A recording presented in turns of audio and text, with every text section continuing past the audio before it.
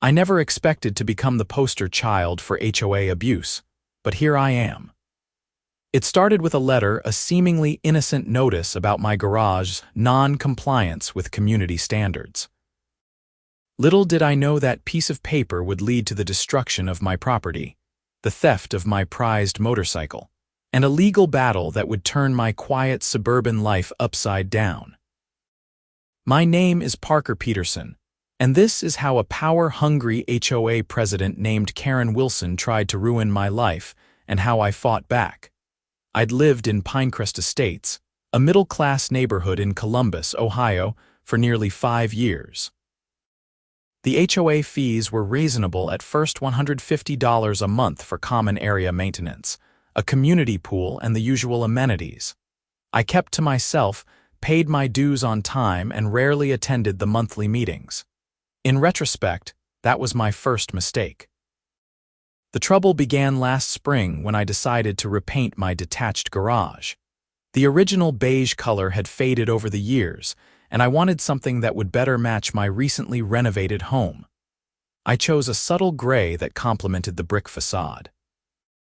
According to HOA bylaws, exterior modifications required approval, so I dutifully submitted the paint color sample and waited for the green light. 3 weeks passed with no response. With summer approaching and a weather window opening up, I decided to proceed with the project. The paint job looked fantastic, clean, professional, and definitely an improvement over the dingy beige. My next-door neighbor Margaret even commented on how nice it looked. 2 days later, I found the first notice taped to my front door: violation. Unauthorized exterior modification. Fine, $250. Remedy: return garage exterior to original approved color within 7 days. I was annoyed but not alarmed. Surely this was just a communication error. I checked my email and found that the HOA had indeed sent an approval for my paint color. It had just gone to my spam folder. Problem solved, I thought. I printed the email, wrote a polite note explaining the misunderstanding, and dropped it in the HOA office's mail slot. The next day, I received a text from my neighbor Todd. "Dude, Karren is at your house taking pictures of your garage. Looks pissed." Karren Wilson had been elected HOA president 6 months prior, running unopposed on a platform of neighborhood beautification and strict covenant enforcement. In her mid-50s, with a meticulously maintained blonde bob and a perpetual expression of disapproval, she'd already made enemies of half the neighborhood with her zealous interpretation of the HOA rules. I arrived home that evening to find a second, more strongly worded notice. This one disregarded my email proof of approval, claiming it was insufficient and that the board had no record of my request being approved. The fine had doubled to $500, and I now had only 5 days to repaint. I called the HOA office the next morning and was told Karren was unavailable. I left a message requesting a meeting and followed up with an email detailing the situation again. 3 days passed with no response. The deadline for repainting was approaching, and I was getting frustrated. On day 4, I finally received an email from Karren herself. "Mr. Peterson, the board has reviewed your case and determined that the email you provided does not constitute official approval, as it was not sent from the designated HOA approval address. Furthermore, the color you selected, Pewter Gray 7674, deviates from the approved color palette for Pinecrest Estates. The violation stands. Failure to remedy will result in additional penalties." I was furious. The email I'd received clearly stated, "Your request for exterior paint color Pewter Gray 7674 has been approved." It was signed by Lisa Johnson, the HOA secretary. I forwarded this email to Karren again, copying the entire board, and requested an emergency meeting. Karren's response was swift. "The board meeting is scheduled for next Tuesday. Your case can be heard then. Until that time, all fines and remediation requirements remain in effect." By Tuesday, I'd accumulated another $250 in fines for non-compliance. I arrived at the community center at 7 p.m. sharp, prepared with printouts of all communications, photos of other gray garages in the neighborhood, and the relevant sections of the HOA bylaws. The meeting room was half full, mostly with other homeowners who had their own grievances. Karren sat at the center of the table, flanked by 4 other board members. When my name was called, I approached the table and began presenting my case. Thank you for hearing me tonight. I believe there's been a misunderstanding regarding the approval of my garage paint color. As you can see from this email, Karren cut me off. Mr. Peterson, the board has already ruled on this matter. The color you selected is not on the approved list. But I received explicit approval from Lisa, I countered, holding up the printout. Lisa, a timid woman in her early 40s, looked uncomfortable. I may have made a mistake. The color looked different on my screen. Karren shot Lisa a look before addressing me again. Mistakes happen, Mr. Peterson, but homeowners are ultimately responsible for compliance. The ruling stands. I looked around the room, noticing several neighbors watching with sympathy. There are at least 5 other garages in Pinecrest painted in similar gray tones. Why am I being singled out? Those properties are grandfathered in from before the current standards were implemented, Karren replied dismissively. Next case, please. I refuse to move. The bylaws state that once approval is given, it cannot be retroactively withdrawn. I have that approval in writing. Karren's face hardened. Security, please escort Mr. Peterson out. A retired police officer who worked part-time for the HOA approached me. Come on, Parker, let's talk outside. Outside the meeting room, the security guard, Bill, spoke quietly. Look, I know Karren's being unreasonable. She's been on a power trip since getting elected, but fighting her directly isn't going to work. She's got the board in her pocket. So what am I supposed to do? Pay hundreds in fines and repaint my garage for no good reason, Bill shrugged. Document everything, get neighbors on your side. And maybe consult a lawyer. Karren's pushed people around because no one pushes back. I took Bill's advice and contacted a real estate attorney the next day. Nicole Jordan specialized in HOA disputes and agreed to review my case. After examining the documentation, she was confident we had a strong position. They can't enforce rules arbitrarily, Nicole explained. And they definitely can't revoke an approval that was already given. We'll send a formal letter citing the relevant statutes and bylaw violations in their conduct. The letter went out the following day. Meanwhile, I began talking to neighbors, discovering that many had their own stories of Karren's overreach. Todd had been fined for having his trash cans visible from the street for more than 12 hours. Margaret had received a violation for wind chimes that were excessively audible. Even Lisa, the HOA secretary, confided that she was considering resigning due to Karren's micromanagement. A week passed with no response to Nicole's letter. The fines continued to accumulate, now exceeding $1,000. Then one morning, I received an email notification from my home security system. Motion had been detected in my driveway at 9:47 a.m. I opened the app to see Karren Wilson herself, accompanied by 2 men in uniforms I didn't recognize, examining my garage from various angles and taking photos. I immediately called Nicole. They're at my house right now, trespassing and taking pictures. Document everything, Nicole advised. But don't confront them directly. We need to build our case methodically. I watched through the security camera as Karren pointed at various parts of my garage, apparently instructing the men about something.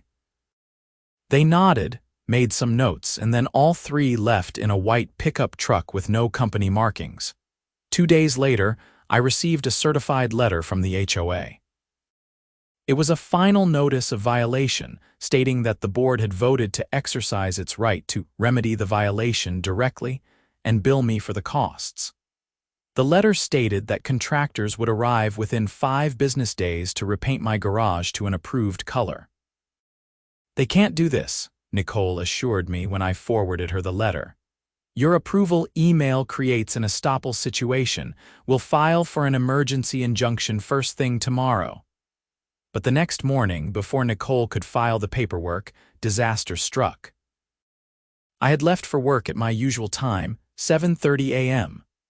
At 9:15 a.m., my phone buzzed with multiple security alerts. I opened the app to a nightmare scenario unfolding in real time. A crew of workers was surrounding my garage, not with paint supplies but with demolition equipment. As I watched in horror, they began dismantling my garage door. I immediately called 911 and rushed out of my office, but I lived 20 minutes from work. By the time I made it home, the situation had escalated beyond belief. The garage door was completely removed, and workers were loading my belongings onto a truck. And there, being wheeled up a ramp onto a flatbed, was my prized Harley-Davidson motorcycle, a limited edition that had belonged to my father. "What the hell are you doing?" I shouted, rushing toward the workers. "That's my property. Stop right now." The foreman, a burly man with a clipboard, stepped forward. "Sir, we have authorization from the Pinecrest Estates HOA to remove this non-compliant structure and its contents." "Remove?" The notice said repaint. I was nearly shouting. The foreman showed me his work order. Demolition and removal of non-compliant structure at 1422 Pinecrest Lane. Signed by Karren Wilson, HOA president. 2 police officers arrived, responding to my 911 call. I explained the situation, showing them the original notices that only mentioned repainting, not demolition. "This is clearly not what was communicated to me," I explained, my voice shaking with anger and disbelief. "And they're stealing my motorcycle." One officer, Jenkins according to his nameplate, approached the foreman. "I need to see your demolition permit and any authorization for removing personal property." The foreman produced a document that appeared to be a demolition permit, but when Officer Jenkins examined it, he frowned. "This is for 1242 Pinecrest Lane, not 1422, and it's dated for next month." The foreman looked confused. "That's not right. We were given specific instructions by Miss Wilson." "And what about the personal property?" Officer Jenkins asked, pointing to my motorcycle and the boxes of tools already loaded onto the truck. "We were told to clear everything out, standard procedure for a full demo." Officer Jenkins turned to his partner. "Call for backup. This isn't looking right." Within minutes, 2 more patrol cars arrived. The officers instructed the workers to cease all activity and began taking statements. I called Nicole, who arrived 30 minutes later. "This is far beyond an HOA dispute now," Nicole said grimly after surveying the scene. "This is criminal destruction of property at minimum and attempted theft regarding your motorcycle." Karren Wilson appeared just as the officers were finishing their report. She stormed up to me, pointing an accusatory finger. "You've been in violation for weeks.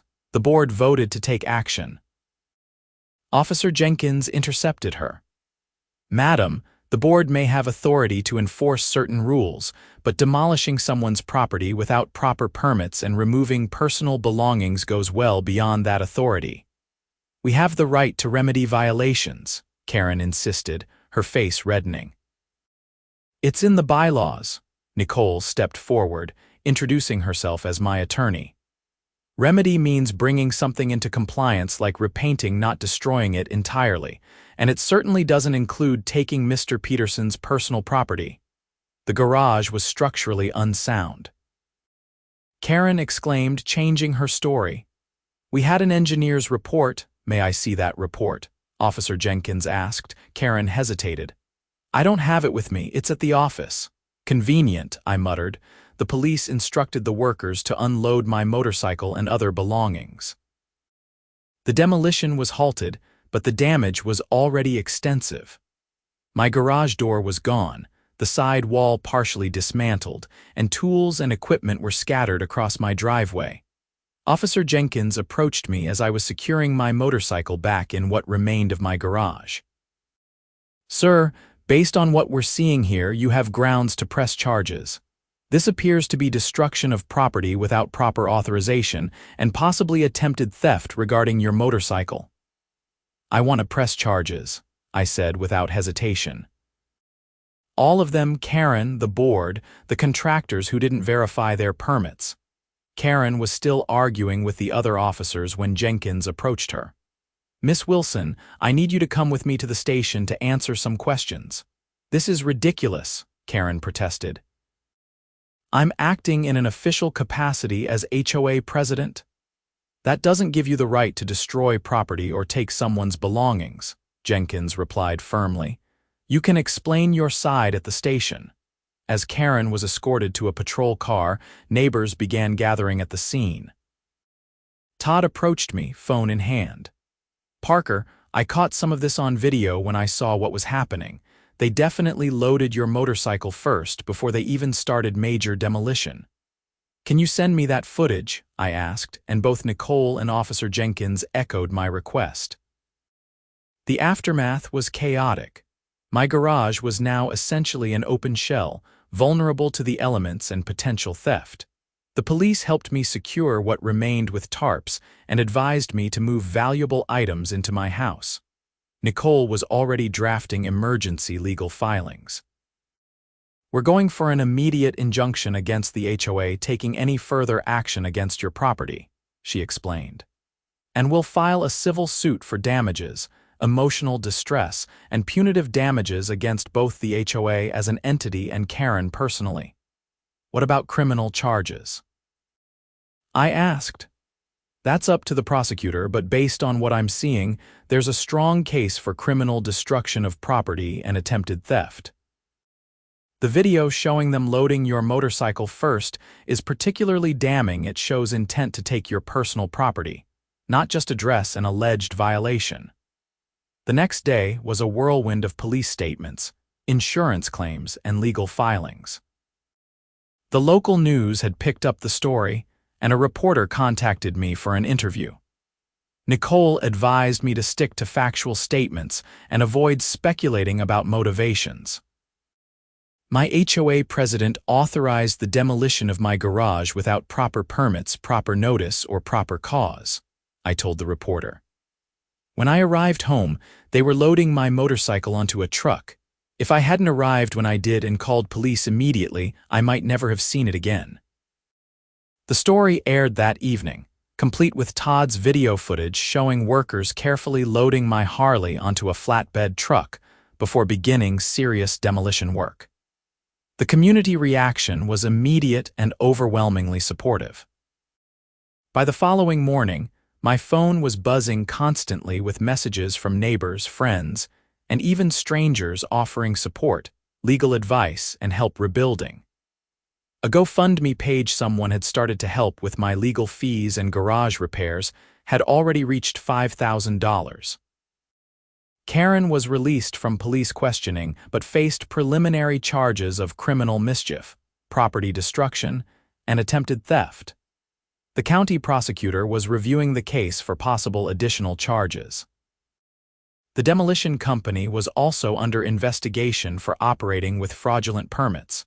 An emergency HOA board meeting was called, and this time, the community center was packed. Lisa, visibly nervous, called the meeting to order in Karren's absence. "Due to recent events and pending legal matters, Karren Wilson has been temporarily removed as president," Lisa announced. "The board will be operating under interim leadership until this situation is resolved." Several homeowners stood to speak, sharing their own experiences with Karren's aggressive enforcement tactics. It quickly became clear that mine wasn't an isolated incident, it was just the most extreme example of a pattern of abuse. "We need a complete audit of all HOA actions over the past 6 months, one neighbor suggested, receiving enthusiastic applause. "And a review of the bylaws to prevent this kind of overreach in the future," added another. When it was my turn to speak, I kept it brief. "I bought into this community because I wanted a nice place to live, not to be terrorized in my own home. What happened to me could happen to any of you under the current leadership. It's time for change." The interim board voted unanimously to hire an independent auditor to review all HOA finances and enforcement actions. They also agreed to immediately suspend all outstanding violation notices pending review. 3 days after the incident, Nicole called with news. The prosecutor is upgrading the charges against Karren to felony levels.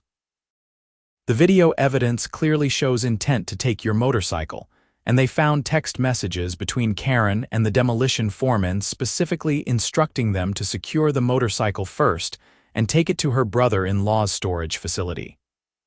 Her brother-in-law? I asked, shocked. Yes, and guess what? He owns a motorcycle repair shop. The prosecutor believes she intended to claim your bike was removed for safekeeping during construction and then somehow make it disappear. That's insane, I said, struggling to comprehend the malice involved. It gets worse. The audit team found that this isn't the first time. Karren has been directing HOA fines into a separate account, and there are at least 3 other cases where homeowners' property disappeared during enforcement actions. The case against Karren built rapidly over the next few weeks. Financial records revealed she had been skimming from HOA funds, directing excessive fines into accounts she controlled, and awarding maintenance contracts to friends and family at inflated rates. My garage demolition was apparently just the latest and most brazen of her schemes. Rebuilding my garage became a community project. Neighbors I barely knew before showed up with tools and materials. A local contractor offered his services at cost. Even the mayor stopped by one Saturday to help install new siding and express his support. HOAs serve a purpose, Mayor Thompson told me as we worked, but they need proper oversight. What happened to you has prompted the City Council to consider new regulations for how these associations operate within our jurisdiction. 6 weeks after the demolition, my new garage was complete better than before, with upgraded wiring and a custom space for my Harley. The insurance company had covered most of the costs, and the community fundraiser took care of the rest. The criminal case proceeded swiftly. Karren refused a plea deal, maintaining that she was acting within her rights as HOA president. The trial lasted just 4 days. The evidence was overwhelming. The fraudulent demolition permit, the text messages about taking my motorcycle, the financial records showing years of misconduct, and of course, the video showing workers carefully loading my bike before beginning demolition. The jury deliberated for less than 3 hours before returning with a guilty verdict on all counts: felony theft, criminal mischief, fraud, and embezzlement.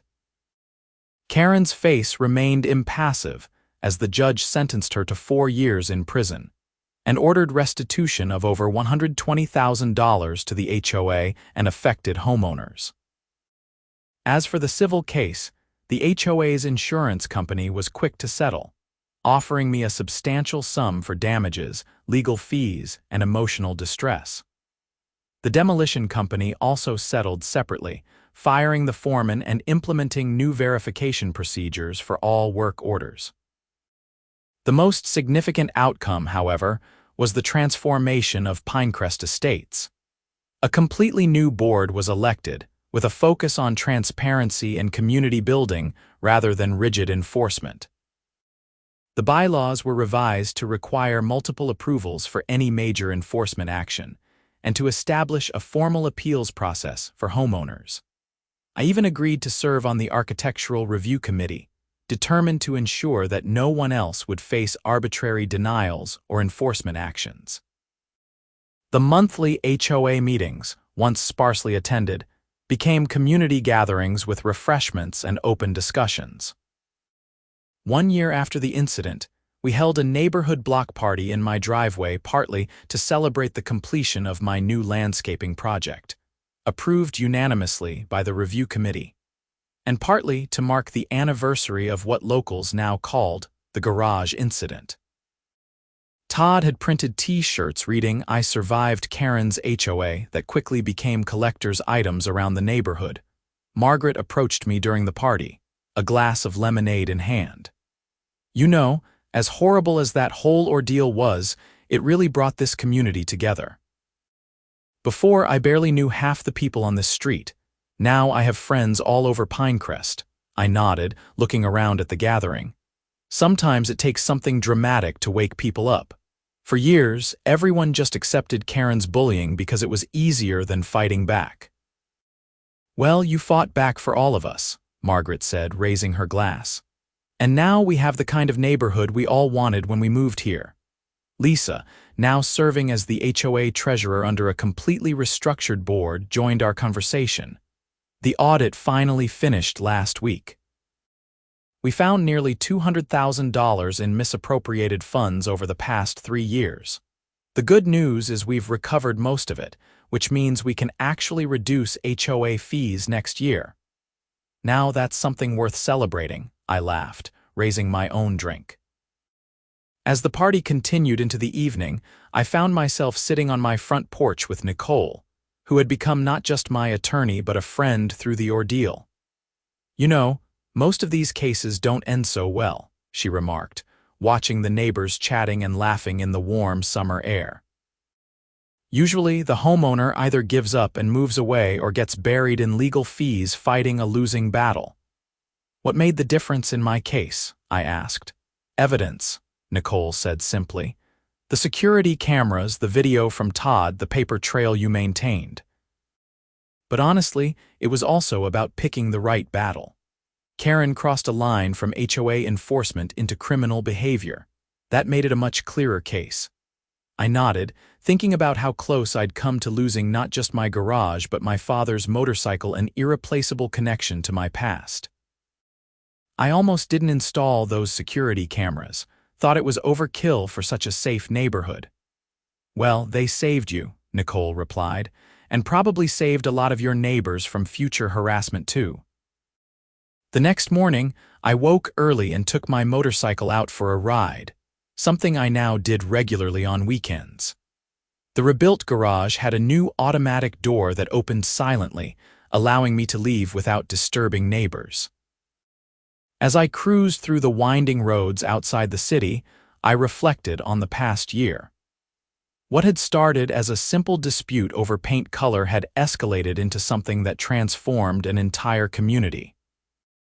The new garage gleamed in the morning sun when I returned, its color a slightly different shade of gray than the one that had caused so much trouble, this one selected from the newly expanded approved color palette that I had helped develop. My phone buzzed with a notification, a reminder about the neighborhood gardening committee meeting later that afternoon. Before the garage incident, I would have ignored such community activities. Now, I found myself looking forward to them. As I parked my motorcycle in its designated spot in the garage, I noticed a new family moving in across the street. I made a mental note to stop by later with one of the new resident welcome packages. The revitalized HOA now provided complete with a simplified version of the bylaws, local restaurant recommendations, and a $50 gift card to the hardware store. The irony wasn't lost on me. A year ago, I was the HOA's worst nightmare, the homeowner who refused to back down. Now, I was one of its most active participants, helping to rebuild it into something that actually served the community rather than terrorizing it. That evening, as I walked across the street to welcome the new neighbors, I carried with me not just the welcome package but the lessons of the past year. That communities thrive when people stand up for what's right. That systems only work when they're transparent and fair. And that sometimes, fighting back against injustice doesn't just help you, it helps everyone around you too. The new neighbor, a young woman with 2 small children, greeted me warmly at the door. "You must be Parker. The real estate agent told us all about you and how you transformed the HOA here." "That's actually one of the reasons we chose Pinecrest. We heard it's one of the few places where the association actually works for the homeowners instead of against them." I smiled, handing her the welcome package. "Well, we learned that lesson the hard way. But trust me, your garage is safe here now." She looked confused and I laughed. "It's a long story. Welcome to Pinecrest Estates, where we believe good fences make good neighbors, but only if they're within the approved height restrictions and color palette." The sun set over our quiet street, casting long shadows across freshly mowed lawns and well-maintained homes. In the distance, I could see neighbors gathering for an impromptu cookout, someone's children playing in a sprinkler, and Todd hanging new wind chimes on his porch, wind chimes that would have earned him a violation notice in the Karren Wilson era. This was what an HOA was supposed to create: not fear and control, but a place where people wanted to live, where rules existed to enhance the community rather than oppress it. It had taken the destruction of my garage and the near theft of my motorcycle to catalyze this transformation. But as I looked around at what Pinecrest had become, I couldn't help but think it had been worth the fight. That night, I parked my motorcycle in my secure, rebuilt garage, double-checking the state-of-the-art security system that now protected it. Some lessons you only need to learn once, and some battles, even the ones you never wanted to fight, end up changing everything for the better. The charges against Karren Wilson would remain on her record long after she served her sentence. The story of how an HOA president demolished a homeowner's garage to steal his motorcycle had become something of a cautionary tale in HOA management circles across the country. Several states had even introduced Karren's law legislation, specifically designed to increase oversight of homeowners associations and strengthen protections for individual property owners. As for me, I still received occasional calls from homeowners in other communities facing their own HOA battles. I shared my story, offered advice on documentation and legal resources, and reminded them that standing up for your rights isn't just about winning a single dispute, it's about creating lasting change. And every time I took my father's Harley out for a ride, I felt a special appreciation for the freedom it represented: not just the freedom of the open road, but the freedom to live in a community where neighbors looked out for each other instead of looking for violations to report. That, in the end, was worth far more than any garage.